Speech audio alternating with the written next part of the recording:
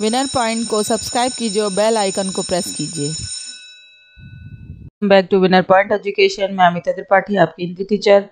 आज आपके लिए आरोह भाग 2 से कक्षा 12 का पाठ 8 कवितावली लेके आई हूँ, जो जिसके रचयिता है तुलसीदास। तो कवितावली में तुलसीदास जी ने उस समय का वर्णन किया है।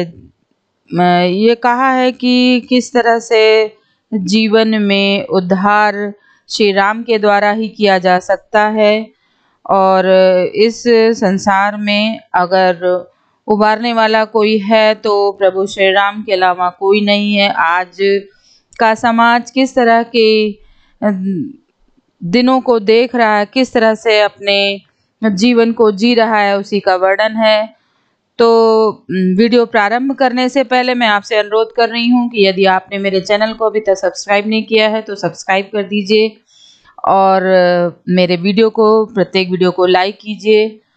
तो आइए प्रारंभ करते हैं। किस भी किसान कुल बनिक भिखारी भाट चाकर चपल नट चोर चार चेट की पेट को पढ़त गुन गढ़त चढ़त गिरी अटत गहन गन अहन अखेट की ऊंचे नीचे करम धर्म अधर्म करी पेट ही को पचत बेचत बेटा बेटी के बेट की तुलसी बुझाई एक राम घन श्याम हिते आगे बढ़वा गीते बड़ी है आग पेट की। यहाँ पे तुलसीदास जी ने इस संसार में लोग किस तरह से जी रहे हैं, क्या कर रहे हैं, उन्हीं सब चीज का वर्णन किया है। तो सबसे पहले देख लेते हैं किसवी से तात्पर्य क्या है। धंधा यानी कार्य, किसान कुल, कुल माने परिवार, किसान का वर्ग, बने यहाँ बनिया से तात्पर्य है। भिखारी भीख मांगने वाला, भाट जो चारण प्रशंसा करने वाला होता है, चाकर से तात्पर्य है नौकर, चपल चंचल, ऊंचे नीचे कर्म करने वाला, धर्म अधर्म की बात, धर्म अधर्म, यहाँ पे धर्म और अधर्म से तात्पर्य है बुझाड़ बुझाना, शांत रखना। आग बढ़वागीते से तात्पर्य समुद्र की आग से।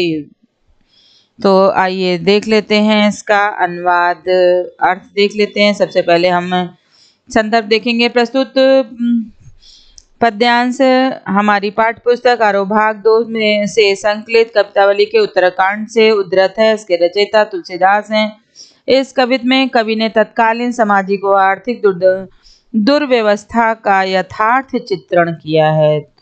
तो देखिए कि इस कविता में कवि ने तत्कालीन सामाजिक और आर्थिक दुर्व्यवस्था का यथार्थपूर्वक चित्रण किस तरह से किया है कि किसी भी किसान कुल बनिक भिखारी भाट चाकर चपल नट चोर चार चेट की। कहने का तात्पर्य है कि तुलसीदास जी कहते हैं कि संसार में मजदूर वर्ग, अभी आपको बताया था ना, धंधा यानी कार्य करने वाले, मजदूर वर्ग, किसान वर्ग, किसान कुल माने किसान वर्ग, व्यापारी बने जो बनिया होते हैं व्यापार करने वाले, भिखारी भाट जो चारण हैं प्रशंसा करने वाले, चाकर अर्थात नौकर, चपल नट जो चंचल नट का कार्य करते हैं, चोर दूत बाजीगर, चेटकी पेट को पढ़त है, पेट भरने के लिए अनेक काम करते। कहने का तात्पर्य है संसार में मजदूर वर्ग, बनिया, भिखारी, चारण, नौकर, चोर, सभी लोग अपने पेट को भरने के लिए अनेकों कार्य करते हैं।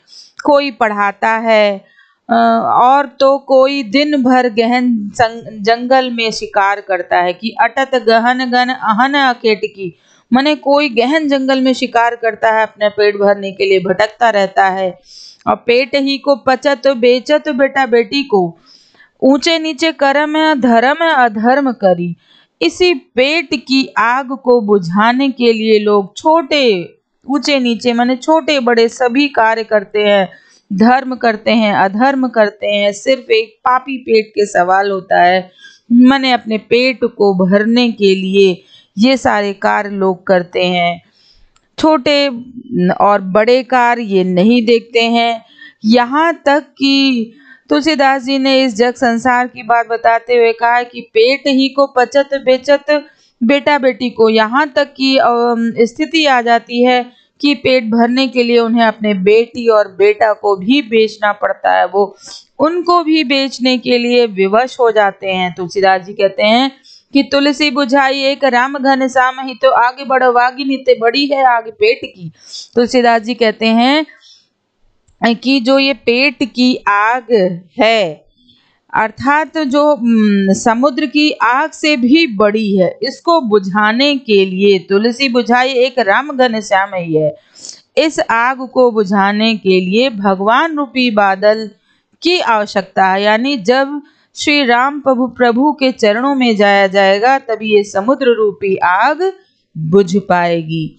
आगे तुलसीदास जी क्या कहते हैं कि खेती न किसान को भिखारी को न भीख बलि, बनी को बनी जना चाकर को चाकरी, जीविका विहीन लोग सिद्ध मान सोच बस कहे एक एकन सो कहा काई का करी।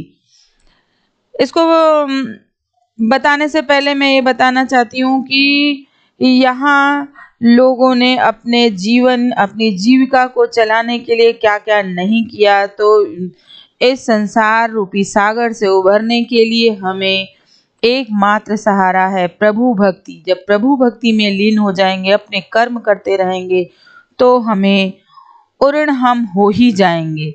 तो खेती न किसानों को भिखारी को न भीख, बनिक को बनिज न चाकर को चाकरी, जीविका विहीन लोग सिद्ध मान सोच बस कहे एक एकनु कहाँ जाई का करी। वेदहु पुराण कई लोकहु बिलोकत, साकर सब पे राम राम रे कृपा करी। दारिद्र दसानन दबाई दूनी, दीन बंधु दुरित दहन देखी तुलसी हाहा करी। कहने का तात्पर्य ये है कि इस संसार में तुलसीदास जी कहते हैं कि अकाल की भयानक स्थिति, उस समय का वर्णन है जब अकाल पड़ गया। अकाल की भयानक स्थिति है और इस समय क्या होता है कि खेती ना किसान को, अर्थात किसान की खेती नष्ट हो गई है। जब अकाल पड़ा है तो किसान की खेती नष्ट हो गई है। भिखारी को ना भीख बली, और उन्हें खेती से कुछ भी नहीं मिल रहा है। कोई भीख मांग कर निर्वाह करना चाहे तो भी भीख नहीं मिलती है। भाई अकाल पड़ गया है, जब कुछ है ही नहीं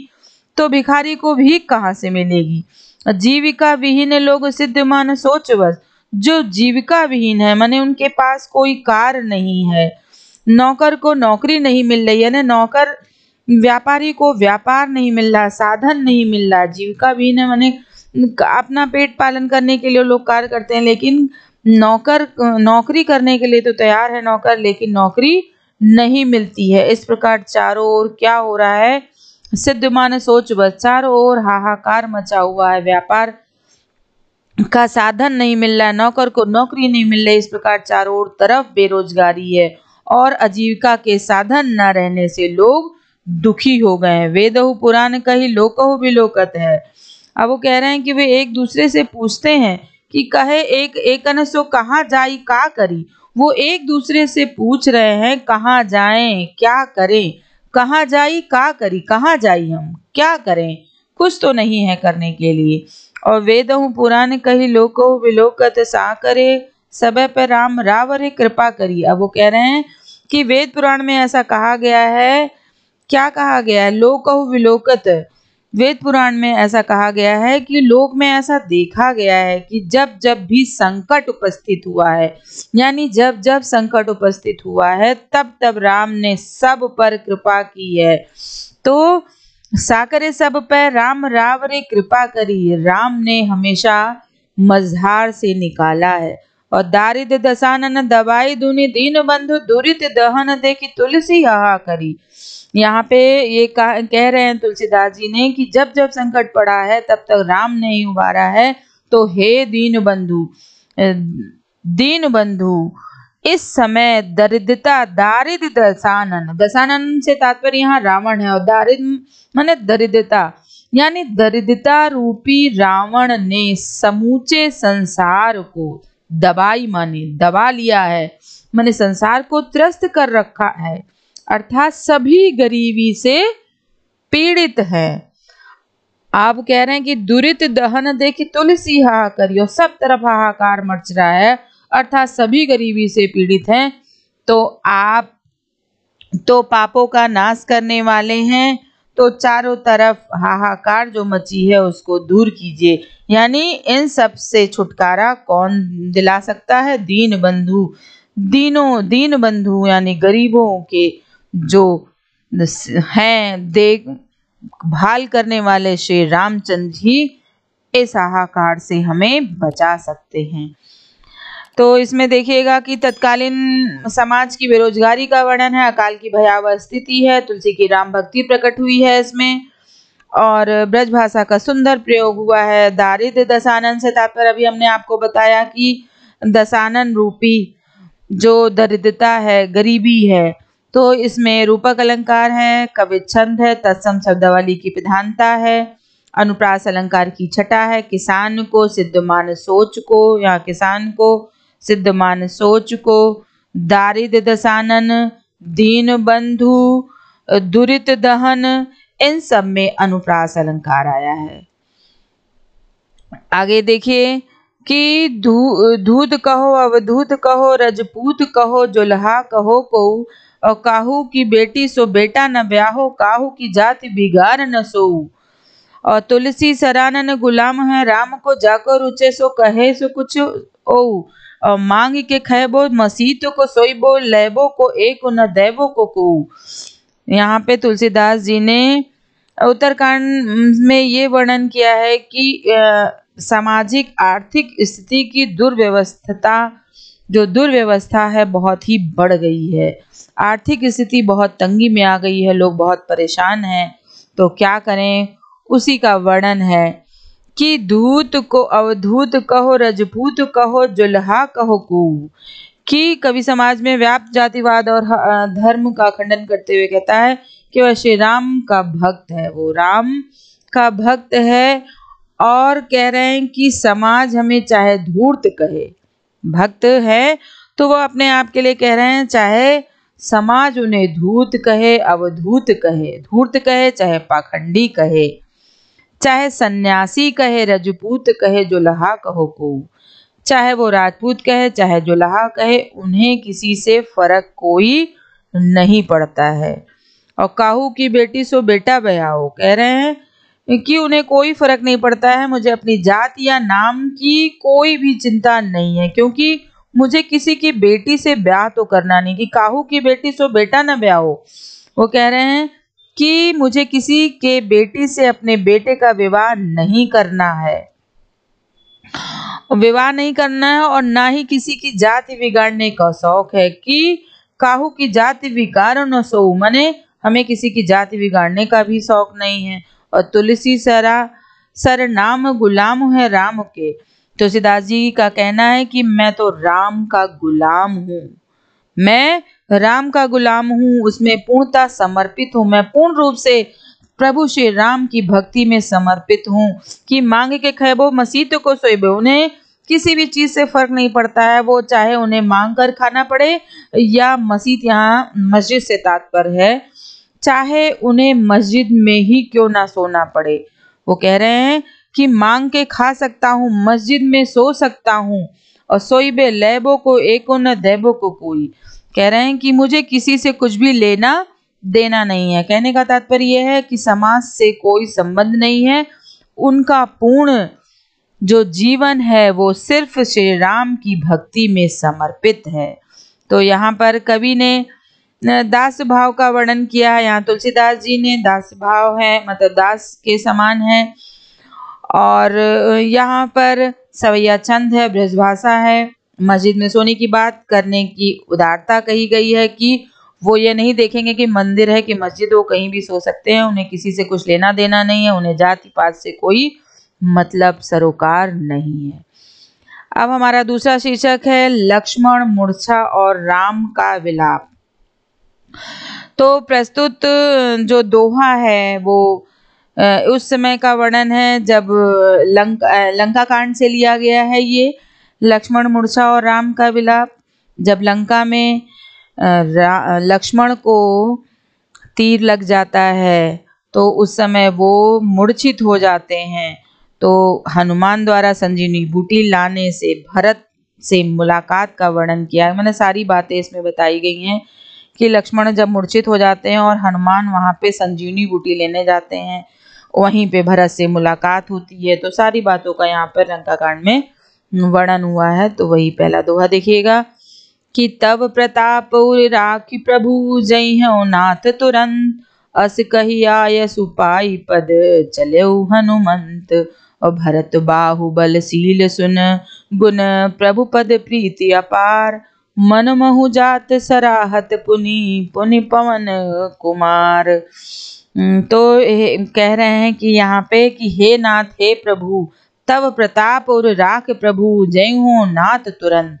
हे नाथ हे प्रभु मैं आपका प्रताप हृदय में रख कर तुरंत यानी समय से ही वहां पहुंच जाऊंगा। जब उन्हें वाण लग गया है और वो परेशान है कि मैंने अपने भाई को खो दिया है, तो वो हनुमान के द्वारा उन्हें सांत्वना दी जाती है कि मैं तुरंत वहां पे बैठे लोगों ने कहा कि सुषैण वैद्य को लेके आओ। सुषैण वैद्य आते हैं और बताते हैं कि संजीवनी बूटी के द्वारा ही उनकी मूर्छा दूर हो सकती है। तब उन्हें मिलता है, सांत्वना देते हैं कि मैं आपको विश्वास दिलाता हूं कि मैं समय रहते ही संजीवनी बूटी लेकर चला आऊंगा। तो वही वर्णन है कि तब प्रताप और राख प्रभु जय हो नाथ तुरंत। हे नाथ हे प्रभु मैं आपका प्रताप हृदय में रखकर तुरंत यानी समय से वहां पहुंच जाऊंगा। अस कही आयसु पाई पद चले हनुमंत। ऐसा कहकर और भरत जी से आज्ञा लेकर एवं उनके चरणों की वंदना करके हनुमान जी चल दिए। भरत बाहुबल शील गुण प्रभु पद प्रीति अपार। मन महु जात सराहत पुनि पुनि पवन कुमार। ऐसा कहकर और भरत जी से आज्ञा लेकर उनके चरणों की वंदना करके हनुमान जी चल दिए। और भरत बाहुबल शील गुण, भरत के बाहुबल शील गुण सभी को प्रभु के चरणों में उनकी अपार भक्ति को मन में बार बार सराहते हुए हनुमान जी संजीवनी बूटी लेकर लंका की तरफ चले जा रहे थे। उस समय का वर्णन है। तो यहाँ पर हनुमान की भक्ति और भरत के गुणों का वर्णन है। दोहा छंद है। मन महु पुनि पुनि पवन कुमार पाई पद में अनुप्रास अलंकार है। आगे देख लेते हैं कि उहाँ राम लक्ष्मण ही निहारे बोले वचन मनुज अनुसारी। अर्धरात गई कपि नहीं आयहु राम उठाई अनुजुर लायहु। सकहु न दुखित देखि मोहि कोउ बंधु सदा तब मृदुल स्वभाव। मम हित लागी तजौ पितु माता सहु विपिन हित हिम आतप बाता। तो यहाँ पर उहाँ माने यहाँ तात्पर्य है कि वहां लक्ष्मण से तात्पर्य निहारी माने देखना, अनुसारी माने समान, मनुज माने मनुष्य। तो अवधी भाषा का वर्णन है, ब्रजभाषा का प्रयोग है। तो लक्ष्मण को निहारते हुए क्या होता है कि वहां राम लक्ष्मण ही निहारे। लक्ष्मण को निहारते हुए श्री रामचंद्र सामान्य आदमी के समान, सामान्य मनुष्य के समान क्या कर रहे हैं? विलाप कर रहे हैं, रो रहे हैं। अर्धरात गई कप नहीं आयो। कप यहाँ हनुमान से तात्पर्य है, कह रहे हैं कि आधी रात बीत गई और अभी तक हनुमान नहीं आए। वो उनका इंतजार कर रहे हैं। सकौ न दुखित देखि मन को, उन्होंने लक्ष्मण को उठाकर सीने से लगा लिया। बंधु सदा तो मृदुल स्वभाव, सीने से लगाया और वे बोले कि तुम मुझे कभी दुख नहीं देना चाहते थे, माने तुम मुझे कभी भी दुखी देख नहीं पाते थे। तुम्हारा स्वभाव सदैव कोमल और विनम्र रहा। कि सकौ न दुखित देख मोहि को, तुमने कभी भी ये नहीं सोचा कि मैं दुखी रहूं। बंधु सदा तब मृदुल स्वभाव, बहुत ही मृदुल भाव से भाव विभोर होकर कह रहे हैं कि तुम कभी भी मुझे दुखी नहीं देख पाते थे। तुम्हारा स्वभाव सदैव कोमल और विनम्र रहा। मेरे लिए ही तुमने माता पिता का त्याग किया। कि मम हित लाग तजौ पितु माता, मेरे लिए ही तुमने अपने माता पिता का त्याग किया। सहु विपिन हिम आतप बाता, और तुमने मेरे लिए ही ये वियोग सहा। जंगल में आके मेरे साथ रहे, वन में आ गए, माता पिता के को छोड़कर यहाँ मेरे लिए आ गए और आज ये दशा है। आगे कह रहे हैं कि सो अनुराग कहाँ अब भाई, सो अनुराग कहाँ अब भाई। उठौ न सुनि मम बच अब किलाई। जो जनतेउ बन बंधु बिचेहु, पितु बचन मनतेउ नहीं हो। सुत बित नारी भवन परिवारा, होई जाहि जग बारहि बारा। अस विचार जिय जागौ ताता, मिले न जगत सहोदर वाता। कह रहे हैं कि जो अगर मैंने जाना होता कि ये दशा होगी। मने कि यहाँ आके मूर्छित हो जाओगे तो मैं तुम्हें कभी भी नहीं लेके आता। कि सो अनुराग कहा, प्रेम वश उन्होंने कहा, उन्हें प्रेम था उनसे, प्रेम वश उन्होंने कहा कि अगर मैं जानता होता कि तुम यहाँ आके मूर्छित हो जाओगे तो मैं तुम्हें कभी भी नहीं लेके आता हूँ, मैं तुम्हें घर पर ही वहीं पर छोड़ के आता। तो इसीलिए वो परेशान होते हैं कि जो जनते हो बंधु बहु बिछो, मैं जानता कि तुमसे बिछो हो जाएगा, मैं जानता अगर पहले से तो मैं पिता की बात ही नहीं मानता। असुत वित नारी भवन परिवारा, अगर तुम्हें कुछ हो गया तो लोग यही कहेंगे कि परिवार बिखर गया, हो ही जाए जग बार ही बारा। बार बार संसार में यही कहा जाएगा कि अस विचार जीव जागहु ताता, मिले नि जगत सहोदर व्राता। कह रहे हैं कि इस संसार में तो सब कुछ मिल सकता है लेकिन सब भाई पुनः नहीं प्राप्त हो सकता है। मेरे लिए तो तुमने इतना दुख सहा।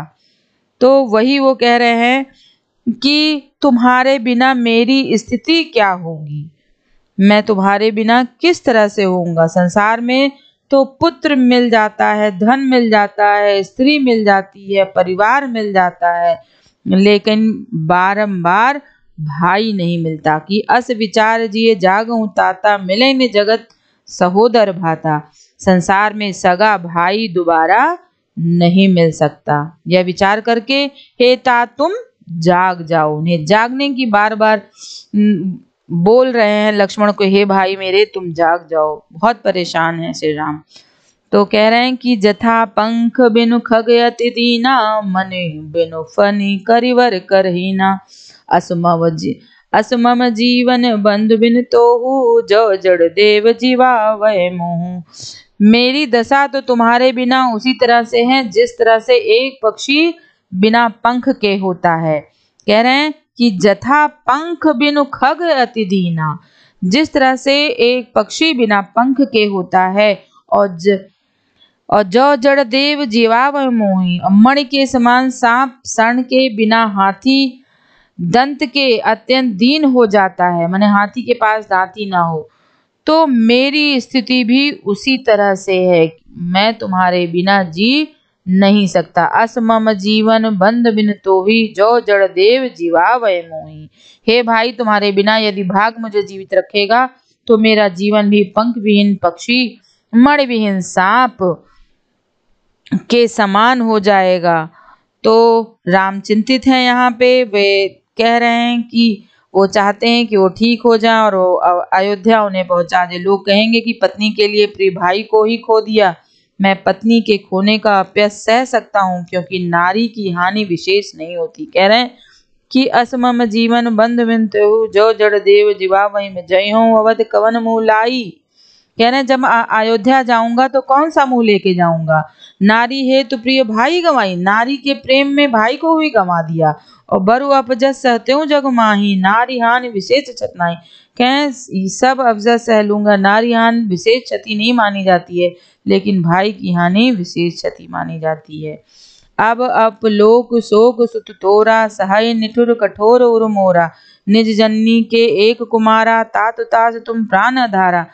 मैं माता को क्या मुंह दिखाऊंगा, क्या कहूंगा कि मैंने तुम्हारा बेटा खो दिया, मैं अब कौन सा मुंह लेके अयोध्या जाऊंगा। बहुत परेशान है श्री रामचंद्र जी, बहुत कठोर हृदय से कह रहे हैं कि अब क्या होगा। इसी चीज के लिए वो परेशान है कि अब अवलोक शोक तोरा, सह निठुर कठोर उर मोरा।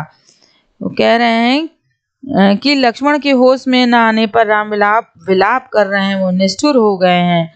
निष्ठुर और कठोर हृदय अपयस और तुम्हारा शोक दोनों ही सहन कर सकता हूँ। हे तात तुम अपनी माता के एक ही पुत्र हो, कि सौंपई मोहि तुम्हें गही पानी, सब विध सुखद परम हित पानी।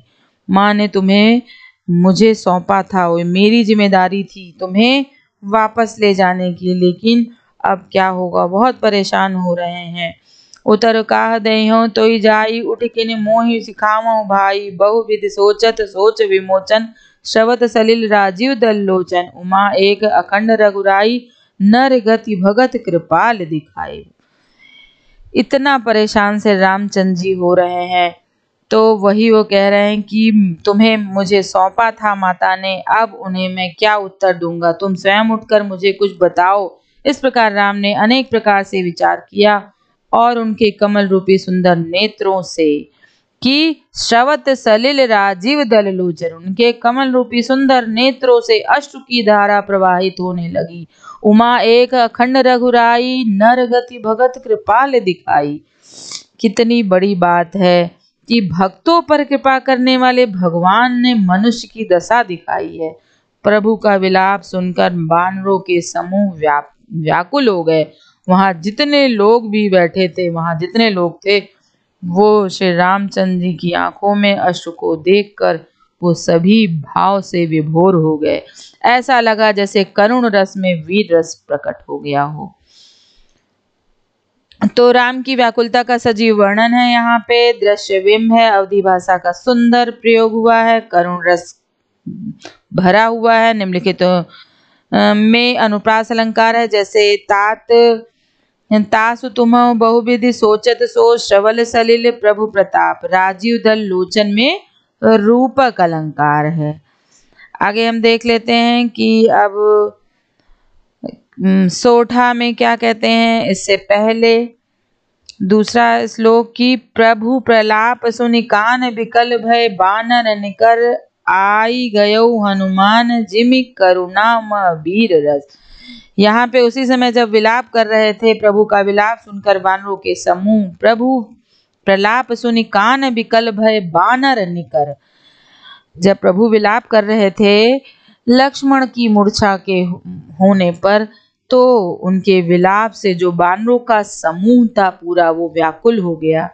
इतने में ही क्या होता है कि हनुमान जी आ जाते हैं। आई गयो हनुमान जिमि करुणा महावीर रस। हनुमान जी आ जाते हैं और ऐसा प्रतीत होता है मानो करुणा में वीर रस प्रकट हो गया हो।